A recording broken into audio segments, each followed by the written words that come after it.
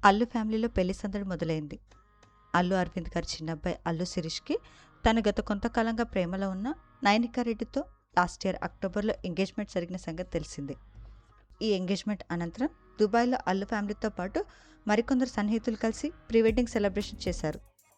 రీసెంట్‌గా ఈ ఫిబ్రవరి 12న అరవింద్ గారింట్లో శిరీష్ పసుపు ఫంక్షన్ కూడా గ్రాండ్‌గా నిర్వహించారు. ఈవెంట్‌కి సంబంధించిన పిక్స్ కూడా ఇంటర్నెట్‌లో బాగా వైరల్ అయ్యాయి. అయితే మార్చ్ 6న శిరీష్ నయనికల పెళ్లి ఉండడంతో తమ ఫస్ట్ వెడ్డింగ్ కార్డ్ని మేనత్త అయిన సురేఖ కొండెల గారికి ఇచ్చారు. దీనికి సంబంధించిన బ్యూటిఫుల్ మూమెంట్స్ని శిరీష్ తన సోషల్ మీడియా వేదికగా షేర్ చేశారు.